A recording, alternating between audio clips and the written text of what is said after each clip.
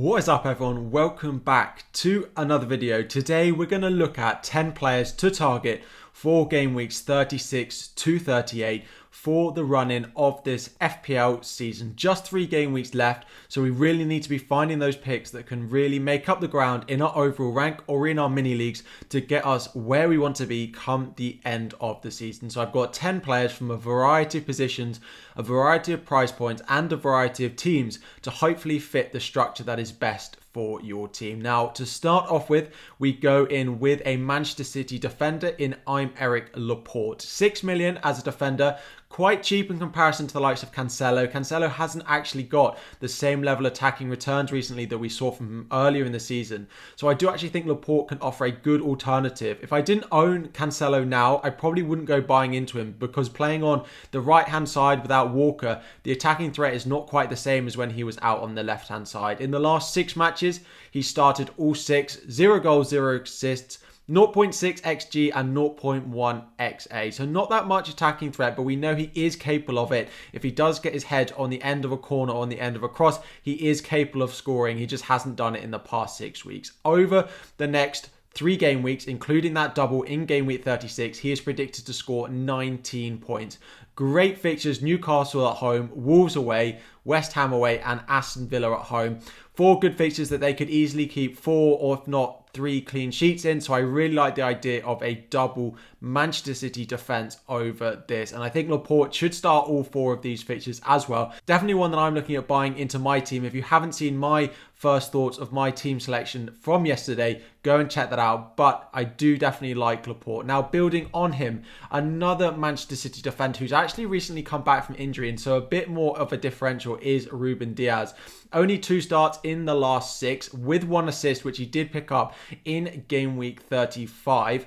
0.5 XA, low XG, hasn't really had many shots, predicted to score a very similar amount of points to Laporte over this.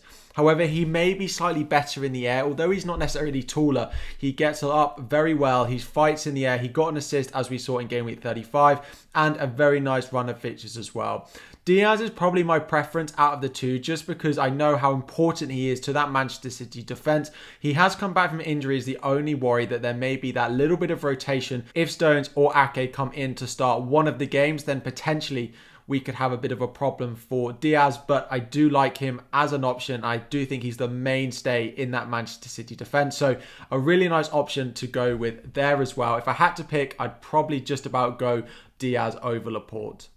Next up, we move on to Everton. So again, it's really important to be looking at some of the teams that still have things to fight for. And if there is a team that is showing that they are fighting, it is Everton.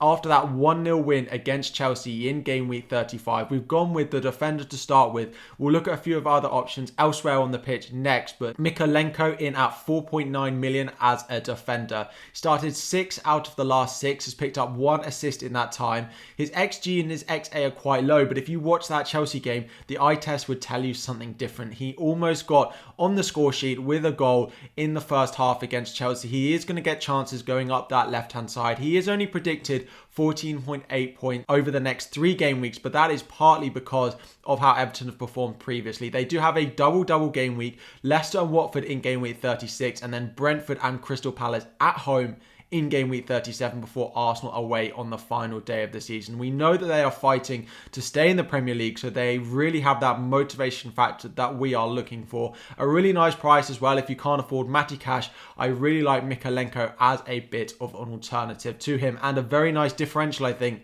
between now and the end of the season. Next up, we have a goalkeeper, the only goalkeeper on the list, and we have got Martinez. 5.5 million, slightly more than maybe a lot of people are looking to spend on goalkeepers now. He started all of the last 6. He's made 12 saves. He's had 2 save points over that time and has kept 2 clean sheets. He is predicted to score 20.1 points over the final 3 game weeks. Again, a team with a double game week. Game week 36, game week 37 and game week 38 are double game weeks for Aston Villa. 38 is difficult away at Manchester City. We'll be hoping that they are closing in on the Premier League title when that game comes. but it is a double-double before that, including 2 Burnley fixtures and a Crystal Palace fixture that make Martinez a very nice option. You could also look at Schmeichel, and I know a lot of you will be looking at him. However, I do like Martinez as a good differential given that double-double. The only issue for me with Leicester is there will be rotation in that back line. Although Schmeichel might start every single game, it doesn't mean that the defence in front of him will be the one that we want in order to keep clean sheets. Martinez will have a pretty solid front line in front of him as they just continue to try and get a bit of form back before the end of the season. So 5.5 million, I like Martinez as an option. Next up, another Aston Villa option, and we've gone with Danny Ings. Now, bear with me on Danny Ings. 7.7 million. Now, he picked up a goal and assist in game week 35 as he came on for the injured Leon Bailey. Now, I don't necessarily think I'd go for him over Watkins or over Coutinho. However, if Bailey is out between now and the end of the season, I think Ings should get a run of starts in the team and could be a very nice differential. Currently, his predicted points are only at 12.5, again because of the minutes worry that he has. But his XG and his XA in those 2 starts have been good. He will get chances. And we know from his time at Southampton what he is capable of doing if he does get a run of minutes in the team. Just like Martinez, Burnley, Crystal Palace, and then another Burnley fixture in the next 3. If he does get that run of starts while Bailey is out, I think he is a very nice differential indeed. A lot of people will be flooding to Coutinho, flooding to Watkins, and I can understand why.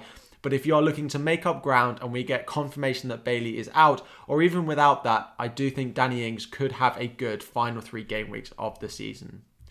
Next up, we go for a cheap 5.5 million forward in Nketiah. Probably my favourite cheap forward that you can buy between now and the end of the season. He has started all of the last 4 games for Arsenal, scoring 2 goals, both coming against Chelsea, but does have a decent underlying stats with 1.6 XG and 0.8 expected assists as well. Predicted to score almost 20 points over the run-in as well. For 5.5 million as a forward, that's a very nice option. Whether you start him every week or whether you rotate him in and out, depending on the fixture and depending on whether you think he's going to start with Lacazette waiting in the wings, is completely up to you. But I do think he is capable of starting in your team every single game week between now and the end of the season.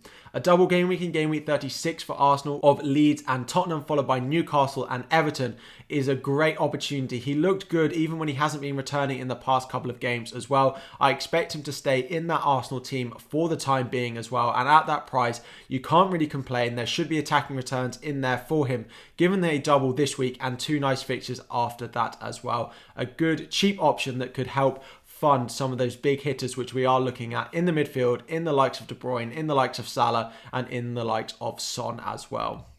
Next up, we go back to Everton in Anthony Gordon. 4.6 million for this Everton midfielder. A great price on set pieces as well. Started 5 of the last 6 with 1 goal, 1 assist. Again, his underlying numbers are very good with 0.6 expected goals and 1.23 expected assists. For someone who's 4.6 million, taking set pieces as well, I think this is very good.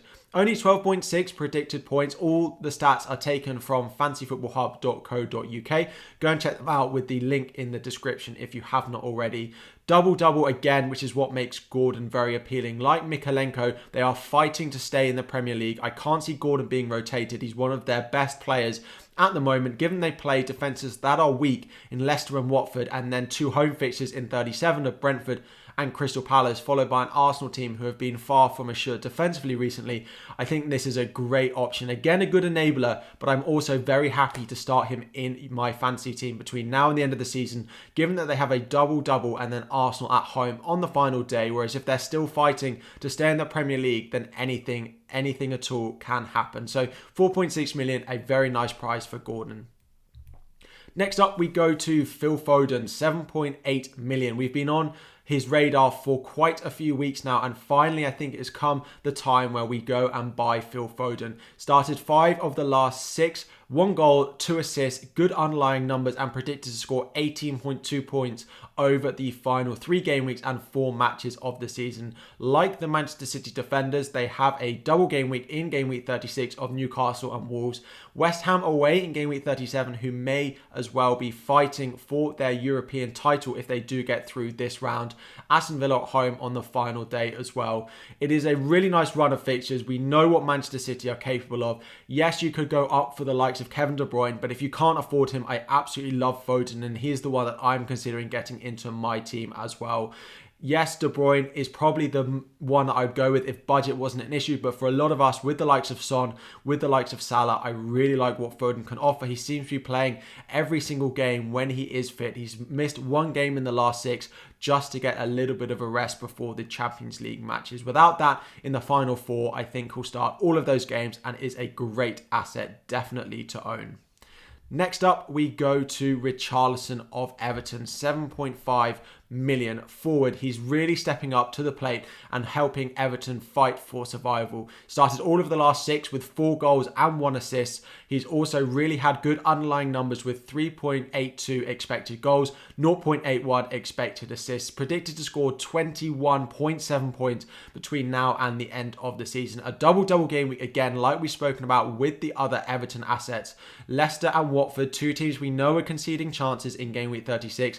Brentford and Crystal Palace both at home in game week 37, followed by Arsenal in game week 38. If you are not free hitting in game week 37, I think Richarlison is one of the best players to go and buy into your teams. Definitely one that I'm considering, although I'm free hitting in game week 37, still in game week 36, he's an asset that I really, really like the look of. So probably the forward that I'm most looking at, and I think if you are looking to buy a forward, Richarlison, Ings, Watkins are the ones that I'd be looking at. But given the form that Richarlison has shown, he's on penalties as well, we know that he is the one that I would go and pick up as a priority.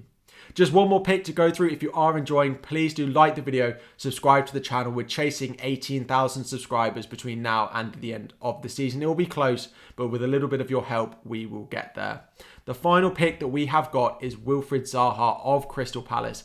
6.8 million, a good cheap option. Again, no double in game week 36, but a Watford at home fixture followed by a double in 37 before Manchester United at home in game week 38. He actually got a rest in game week 35 because he picked up a lot of bruises in the previous fixture. So I do expect him to start all of those final 4 game weeks, including that double in game week 37. He started 5 of the last 6 with 3 goals, including scoring off the bench in game week 35. His underlying numbers are also good, actually not performing as well as he'd expect, so there's definitely room for even more improvement going into these games. He's likely to also be on penalties as well, so there's not much I can really do to put you off. He doesn't double this week, but he does have a good fixture against Watford, so whether you go and buy him this week or next week, he's definitely going to be hot property going into game week 37. On my free hit that week, I'm almost certainly going to have Zaha, and he's in with a shout of captaincy as well for that week. So those are just 10 players that I think you should really look at buying between now and the end of the season, either this week or next week. Only 3 game weeks left, not much time to make up that ground. So hopefully some of these picks can get you where you want to be in the overall rankings or in your mini leagues as well. Thank you all for watching. If you have enjoyed, please do like the video, subscribe to the channel, leave any questions that you have in the comment section down below. Thank you all very much for watching, and I'll be back again very soon.